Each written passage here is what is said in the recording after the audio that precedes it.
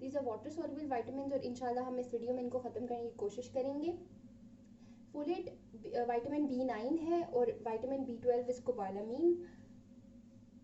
Somewhere they are interrelated to each other. कुछ functions इनके ऐसे हैं जो ये एक साथ परफॉर्म करते हैं और हम इनको पहले वो वाली चीज़ें डिस्कस करेंगे जो ये दोनों एक साथ करते हैं और फिर हम इनको इंडिविजुअली भी डिस्कस करेंगे इंशाल्लाह। दोनों जो है, जो डीएनए की बेस है थायमिडीन, उसकी सिंथेसिस में यूज होते हैं और दोनों B12 भी और B9 दोनों यूज होते हैं in the metabolism of homocysteine. Homocysteine is an amino acid और थायमिडीन जो है वो डीएनए की बेस है। तो थायमिडीन को बनाने में और होमोसिस्टीन के मेटाबॉलिज्म में दोनों का रोल है, B9 का भी और B12 का भी। और अगर इन दोनों की डेफिशिएंसी हो जाए तो जाहिर बात है डीएनए सही से नहीं बनेगा। जब डीएनए सही से नहीं बनेगा तो it can lead to megaloblastic anaemia. और अगर इन दोनों की डेफिशिएंसी होगी, दोनों की डेफिशिएंसी की वजह से हमें होमोसिस्टीन का लेवल जो है वो इंक्रीज मिल सकता है, क्योंकि दोनों ने होमोसिस्टीन का मेटाबॉलिज्म कराना है, दोनों डेफिशिएंट होंगे तो होमोसिस्टीन का लेवल प्लाज्मा में ऑटोमेटिकली क्लाइम करेगा। अब ये कैसे, how they play a role in the formation of thymidine nucleotide, उसके लिए एक जो है बायोकेमिस्ट्री रिलेटेड एक प्रोसेस है। लिपिन कॉर्ड्स में जो है वो यहाँ बना हुआ है, फॉलिक एसिड जहाँ पे लिखा हुआ है ये नीचे बना हुआ है। इसको मैं थोड़ा सिंप्लीफाई करके एक्सप्लेन करने की कोशिश करती हूँ।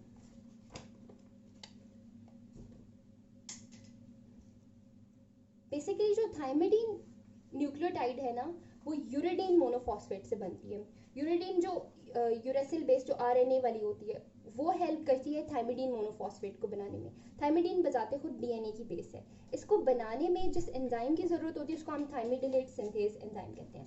बेसिकली यूरिडीन और थायमिडीन में फ़र्क क्या है? फ़र्क सिर्फ इतना है कि जब यूरिडीन कन्वर्ट होता है थायमिडीन में तो इसको एक कार्बन मॉलिक्यूल अपने अंदर ऐड करना पड़ता है ताकि वो थायमिडीन बन सके। वो कार्बन आइटम आता कहाँ से है? वो कार्बन आइटम आता है एक मॉलिक्यूल जिसका नाम N5N10 टेट्राहाइड्रोफोलेट है। वो डिनोट करता है ये कार्बन यूरिडीन मोनोफॉस्फेट को, और फिर यूरिडीन मोनोफॉस्फेट इस कार्बन को लेके कन्वर्ट हो जाता है इनटू थायमिडीन मोनोफॉस्फेट। बेसिकली अगर हमें ये प्रोसेस कॉन्टिन्यूसली चाहिए तो हमें एक कॉन्टिन्यूस पूल चाहिए N5N10 टेट्राहाइड्रोफोलेट का, ताकि वो अपना कार्बन आइटम यूरिडीन को देता जाए और यूरिडीन थायमिडीन के अंदर कन्वर्ट होता जाए और डीएनए बेसिस बनती जाए। लेकिन जब एक बार ये प्रोसेस हो जाता है तो N5N10 टेट्राहाइड्रोफोलेट जो है वो कन्वर्ट हो जाता है इनटू डाईहाइड्रोफोलेट जब ये अपना कार्बन यूरिडीन को दे देता है। डाईहाइड्रोफोलेट वापस हमें N5N10 टेट्राहाइड्रोफोलेट का अवेलेबल पूल चाहिए, 24/7 अवेलेबिलिटी इसकी चाहिए। जब एक दफा N5N10 टेट्राहाइड्रोफोलेट डाईहाइड्रोफोलेट में कन्वर्ट हो गया, अब यहाँ हमें हमारा विटामिन चाहिए फोलेट, जो इसको वापस टेट्राहाइड्रोफोलेट में कन्वर्ट करेगा with the help of enzyme dihydrofolate reductase. और फिर टेट्राहाइड्रोफोलेट N5N10 टेट्राहाइड्रोफोलेट में कन्वर्ट होगा और फिर N5N10 टेट्राहाइड्रोफोलेट एक कार्बन आइटम यूरिडीन को देगा और यूरिडीन फिर थायमिडीन में कन्वर्ट होगी और इस तरह से ये प्रोसेस कॉन्टिन्यूसली होता रहेगा। अब यहाँ पे कॉमन सेंस की बात है कि अगर हम डेफिशिएंट इन फोलेट होंगे तो ये थायमिडीन की न्यूक्लियोटाइड नहीं बनेगी। जब थायमिडीन की न्यूक्लियोटाइड नहीं बनेगी ऑलरेडी तो it can lead to megaloblastic anaemia. अब यहाँ पे एक और चीज जो है it comes in, N5N10 tetrahydrofolate हमें इसी फॉर्म में चाहिए। Sometimes N5N10 tetrahydrofolate gets converted into N5 methyl tetrahydrofolate, और अगर ये ट्रैप हो जाता है N5 मिथाइल टेट्राहाइड्रोफोलेट की फॉर्म में तो जाहिर बात है हमें तो ये मॉलिक्यूल चाहिए, हमें तो इस मॉलिक्यूल की ज़रूरत ही नहीं है। अगर खुदा ना खास्ता ये ट्रैप हो गया N5 मिथाइल टेट्राहाइड्रोफोलेट की फॉर्म में तो फिर क्या होगा? अब यहाँ पे रोल आता है विटामिन B12 का। विटामिन B12 इन केस अगर N5N10 टेट्राहाइड्रोफोलेट में टेट्राहाइड्रोफोलेट N5 मिथाइल टेट्राहाइड्रोफोलेट की फॉर्म में ट्रैप हो गया है तो विटामिन B12 उसको वापस टेट्राहाइड्रोफोलेट में कन्वर्ट करता है और टेट्राहाइड्रोफोलेट N5N10 टेट्राहाइड्रोफोलेट में कन्वर्ट होता है और फिर ये प्रोसेस जैसे नॉर्मली हो रहा था वैसे रिपीट हो जाता है।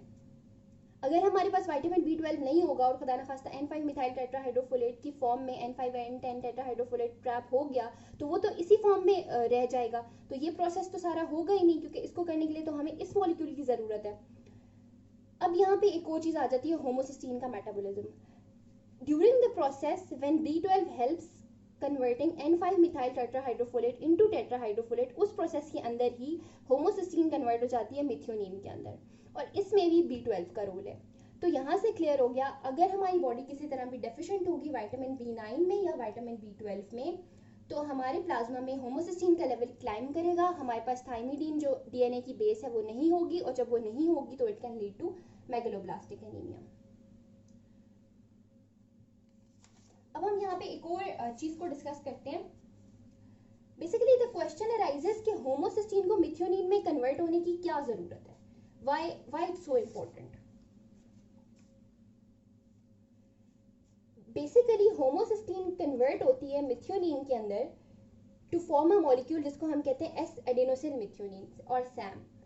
और सैम का क्या फायदा है, Sam is actually a cofactor जो कि डोनेट करता है, इसके पास मिथाइल ग्रुप होता है जो डोनेट करता है अपना मिथाइल ग्रुप बहुत सारे स्ट्रक्चर्स को, ताकि वो बहुत सारी चीजें रिक्वायर करी होती है मिथाइल ग्रुप, तो it acts as a donor of methyl group. What is methyl group? CH3, मतलब एक कार्बन का के डोनर के तौर पे काम करता है हमारी बॉडी में। और बेसिकली इस मॉलिक्यूल को बनाने के लिए हमें मिथ्योनिन चाहिए और हमें ATP चाहिए। जब मिथ्योनिन के साथ ATP कंबाइन हो जाती है तो एस एडेनोसिल मिथ्योनिन हमें मिल जाता है। इसलिए to always have an available pool of SAM to donate its methyl group to other structures, हमें होमोसिस्टीन को कन्वर्ट करना पड़ता है मिथ्योनिन के अंदर, और मिथ्योनिन के साथ जब ATP ऐड होती है तो it gives us S adenosyl methionine.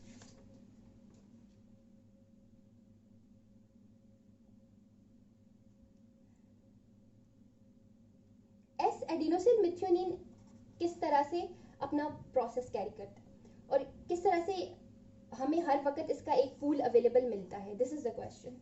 S adenosyl methionine मैंने बताया कि वो अपना हमेशा it act as a carbon, it act as a methyl group donor, it act as a carbon donor. जब इसने अपना एक मिथाइल ग्रुप डोनेट कर दिया और उससे हमने, इट इज एडेनोसिल मिथ्योनिन, और हमने उसमें से एडेनोसिन को रिमूव कर दिया, तो पीछे हमारे पास क्या बचेगा? पीछे हमारे पास होमोसिस्टीन बचेगी, जाहिर बात है जिससे वो बना था वही चीज पीछे हमारे पास बचेगी। और homocysteine with the help of B9 and B12 gets converted into methionine। अब इस मिथ्योनिन के अंदर ATP ऐड होगी and it gives us S-adenosine methionine। तो मतलब ये एक प्रोसेस है जो कॉन्टिन्यूस फैशन में होता रहता है, और हमारे पास we always have a available pool of SAM to donate methyl groups to other structures. I repeat, I summarise, SAM में से जब एस एडेनोसिन मिथ्योनिन अपना एक मिथाइल ग्रुप डोनेट कर देगा और उसमें से हम एडेनोसिन को रिमूव कर देंगे, will be left with homocysteine. अब यहाँ फिर हमारे जो विटामिन हम डिस्कस कर रहे हैं उनका रोल आ जाता है। B9 B12 अगर नहीं होंगे तो होमोसिस्टीन ऐसे ही पड़ी रहेगी, मिथ्योनिन नहीं बनेगी, और जब मिथ्योनिन नहीं बनेगी तो फिर हमारे पास एस एडेनोसिल मिथ्योनिन नहीं आएगा। इसलिए B9 B12 इज इम्पॉर्टेंट, और इसलिए होमोसिस्टीन को कन्वर्ट होना मिथ्योनिन में इज इम्पॉर्टेंट।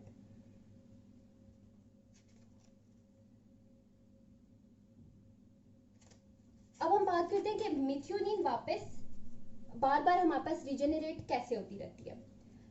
मिथ्योनिन रीजेनरेशन किस तरह से होती है?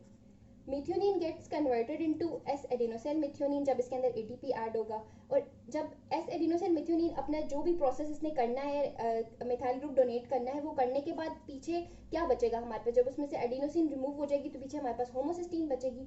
अब होमोसिस्टीन ने वापस कन्वर्ट होना है इनटू मिथ्योनिन, और इसमें हमें चाहिए हमारे विटामिन B9 और B12। ठीक है, मैंने एक चीज पहले डिस्कस की थी कि during the process when N5 methyl tetrahydrofolate is getting converted into tetrahydrofolate, उस प्रोसेस के दौरान ही होमोसिस्टीन कन्वर्ट हो जाती है इनटू मिथ्योनिन। अब हमें कन्वर्जन चाहिए होमोसिस्टीन की मिथ्योनिन के अंदर, तो एक प्रोसेस जो इसके साथ साइमल्टेनियसली ऑपरेट कर रहा है वो कौन सा है? N5 मिथाइल टेट्राहाइड्रोफोलेट कन्वर्ट हो रहा है into tetrahydrofolate, N5 methyl tetrahydrofolate convert हो रहा है into tetrahydrofolate to give us N5 N10 tetrahydrofolate, ताकि ये प्रोसेस हो सके। अब ये दोनों प्रोसेस साइमल्टेनियसली कैसे साथ में चल रहे हैं? एक तो होमोसिस्टीन की कन्वर्जन मिथ्योनिन में, और एक N5 मिथाइल टेट्राहाइड्रोफोलेट टेट्राहाइड्रोफोलेट में कन्वर्ट हो रहा है, और इसमें B12 की जरूरत है।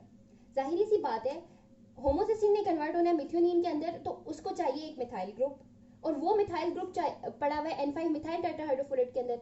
ये मिथाइल ग्रुप होमोसिस्टीन को मिलेगा, होमोसिस्टीन मिथ्योनिन के अंदर कन्वर्ट हो जाएगी, और इसमें से जब एक मिथाइल ग्रुप निकल जाएगा, रिमूव हो जाएगा, तो टेट्राहाइड्रोफोलेट हमारे पास ऑटोमेटिकली आ जाएगा।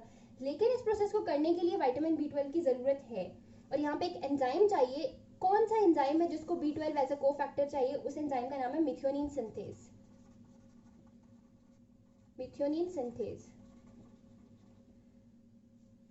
अब हमें ये तो पता चल गया कि इन प्रोसेस को होने के लिए B12 की जरूरत है, लेकिन ये चीज कहाँ से आ रही थी? ये चीज तो N5N10 अगर एक्सीडेंटली ट्रैप हो जाता है N5 मिथाइल टेट्राहाइड्रोफोलेट की फॉर्म में, तो ये तो हमें वहां से मिल रहा था।